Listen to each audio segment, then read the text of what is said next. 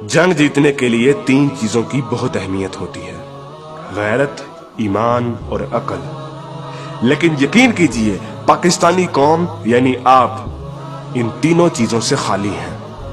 आज मैं आपको मायूस नहीं करूंगा, बल्कि आप लोगों को हकीकत दिखाऊंगा, आप लोगों को आईना दिखाऊंगा। आप लोग वो कौम है कि जिनके इंतहाई संगीन और परेशान कुन हालात में जब आपकी शहरत काटी जा रही थी, तब भी पाकिस्तान के यूट्यूब पर ट्रेंडिंग में ड्रामे और गाने थे।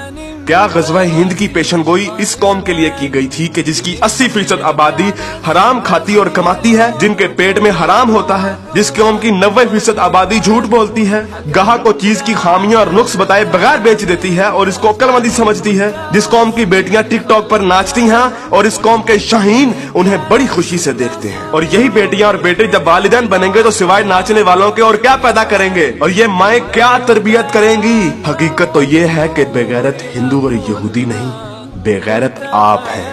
आप पाकिस्तानी बेगैरत हैं। आप लोग वो कौम हैं जो वैसे तो सारा साल इमाम हुसैन के मुकद्दस नारे लगाती रहेगी, लेकिन जब वाकई में कश्मीर मैदान करबला बनेगा तो सारी कौम वही कूफा वाले बन जाएंगे जिन्होंने इमाम हुसैन से कहा था कि आप आए हम आपका साथ देंगे, लेकिन जब वक्त आया तो कोई अपने घर से नहीं निकला। फिर ये लोग तालिबान की मिसालें देते हैं कि तालिबान के पास कुछ भी नहीं था, कोई असबाब नहीं थे, लेकिन अल्लाह ने उन्हें फिर भी फतह दी। मुझे हैरत है कि ये किस मुंह से तालिबान की बात करते हैं। तालिबान को अल्लाह ने फतह दी थी तो उनकी गैरत, उनके ईमान, उनके तवक्कल, उनकी जिद्दोजहद, उनकी कुर्बानियों, उनके अज़म, उनके इस्तक़लाल और उनकी जिहाद की बिना पर। ना तो उनकी बेटियां टिकटॉक पर नाचती थीं, ना उनके बेटे गेम ऑफ थ्रोन्स और गानों और फिल्मों के शदाई थे, ना वो हराम खाते थे और ना ही वो नमाज कज़ा करते थे। कश्मीरी तो बेवकूफ है कि उन्होंने इस कौम से सारी उम्मीदें लगाई हुई हैं, जिस कौम के नौजवान मुजाहिद भी हैं और मुफ्ती भी हैं, लेकिन सिर्फ फेसबुक, ट्विटर और इंस्टाग्राम के। बल्कि लोग नौजवानों को और इस यूथ को बहुत सराहते हैं, कहते हैं कि ये पाकिस्तान का एसेट है, लेकिन मैं ये कहता हूँ कि ये नौजवान लानत है। इस वक्त पाकिस्तान की तकरीबन तमाम यूनिवर्सिटीज फहाशी, फहश गोई, गलाजत, नशा, इश्क माशूकी का अड्डा बनी हुई है। इन नौजवानों ने इस्लाम का मजाक बना दिया है। इन्हीं नौजवानों ने मॉडर्निज्म के नाम पे फहाशी और बेहयाई को रिवाज दिया है। हर लड़की आजकल टाइट्स पहन के फिरती है। इस्लाम और तहजीब का कोई नामो निशान ना यूनिवर्सिटीज में है ना कॉलेजेस में। आज के लड़के गर्लफ्रेंड बनाने और लड़कियां बॉयफ्रेंड बनाने को फख्र समझती हैं। इन्हीं नौजवानों में चर्च और सिगरेट एक फैशन बन चुका है। हॉलीवुड के गाने और फिल्में और खुसूसी तौर पे नेटफ्लिक्स आज फैशन, मॉडर्न और पढ़े लिखे होने की अलामत है। और फितने सिर्फ शहरी इलाकों में ही नहीं, देहात में अक्सर मसाजिद खाली पड़ी रहती हैं। बमुश्किल किसी मस्जिद में एक सबसे ज्यादा नमाजी होते हैं। और झूठ, शरीकेबाजी, बदला और फसाद जितना देहात में होता है उतना तो शहरों में भी नहीं होता। अक्सर कॉलेजेस और यूनिवर्सिटीज के असातिज़ा फहश किस्म की जुगते लगाते हैं और बच्चों को बजाय अखलाकियात की तालीम देने के खुद बद अखलाकी की मिसाल बने होते हैं। और ऐसा क्यों ना हो, जब टीचर 45 मिनट पढ़ाने के पैसे ले लेता है लेकिन 20 मिनट पढ़ाता है और बाकी टाइम या तो मोबाइल पे गुजारता है या जुगतबाजी में या मजाक करने में, तो जब असातिज़ा तक के पेट में हराम की कमाई होगी तो वो क्या अखलाक सिखाएंगे। और सबसे बढ़कर हम जिन्स परस्ती और लौंडेबाजी पे पने हुए मजाक इस कदर आम हो चुके हैं, इस कदर आम हो चुके हैं कि सोशल मीडिया पर चलने वाले बिलावल भुट्टो और शेख रशीद की मीम्स इस कदर आम हो गई हैं कि जैसे ये कोई मसला ही नहीं, जैसे ये कोई खिलाफ इस्लाम, खिलाफ तहजीब कोई बात ही नहीं। ये फितना मजाक मजाक में इस कदर आम हो गया है कि अब तो कोई स्कूल, कोई कॉलेज, कोई यूनिवर्सिटी से मुस्तस्ना नहीं। जिस कौम के बच्चे 12-12, 13-13 साल की उम्र में स्कूलों से ही फहाशी और पोर्नोग्राफी के मरीज बन जाते हैं, तो क्या वो हवस के पुजारी नहीं बनेंगे? ऐसी जगह ज़ैनब जैसे केस सामने नहीं आएंगे तो और क्या होगा? मुझे हैरत होती है कि हर बंदा मीडिया को तनकीद का निशाना बनाता है, हर बंदा मीडिया को फहाशी का असल कसूरवार ठहराता है, लेकिन खुद को कोई जिम्मेदार नहीं ठहराता, जो उस मीडिया को बड़े शौक और बाकायदगी से देखता है और उस मीडिया को अरबों रुपए का बिजनेस भी देता है।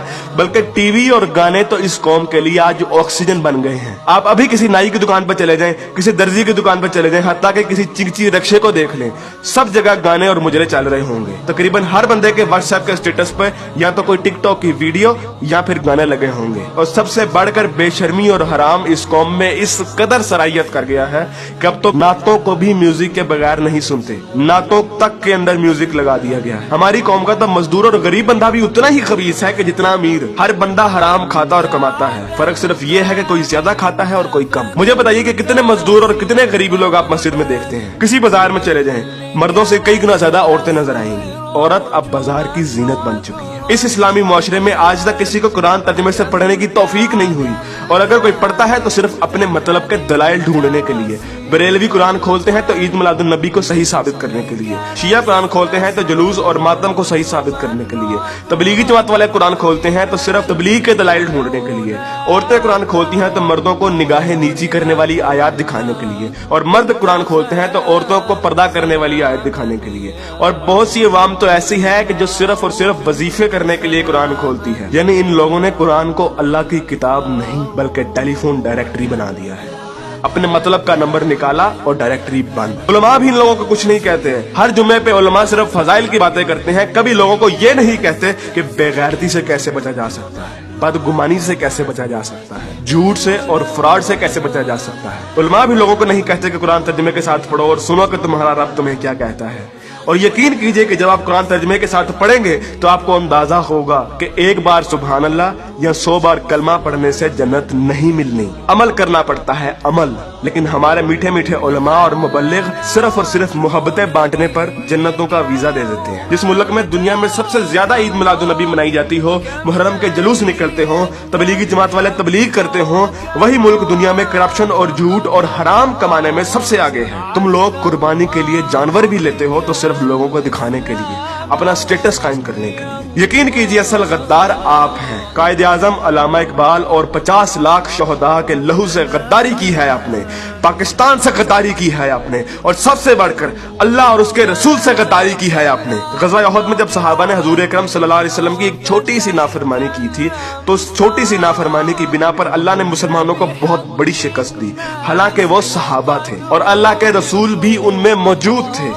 लेकिन आज आप लोग ये कहते हैं कि अगर जंग हुई तो आसमान से फरिश्ते उतरेंगे कतार अंदर कतार। तो पहले अपने अमाल और अपनी औकात देखिए और फिर बात कीजिए। ऐन मुमकिन है कि आप लोगों को इस तकरीर का कोई असर ना हो, क्योंकि जिस पेट में हराम, जबान पे झूठ, कानों में गाने और आंखों में हवस भरी हो, उन दिलों पर हक की बात असर नहीं करती। मैंने कभी इतनी बदतमीजी और सख्त अल्फाज से बात नहीं करनी थी, लेकिन यकीन कीजिए मैं बहुत मजबूर हूँ साफ साफ अल्फाज में अपनी कौम को उनकी हैसियत दिखाने के लिए कि असल में बदनामी के जिम्मेदार आप लोग खुद हैं, कि असल में जलालत आप लोगों ने खुद खरीदी है।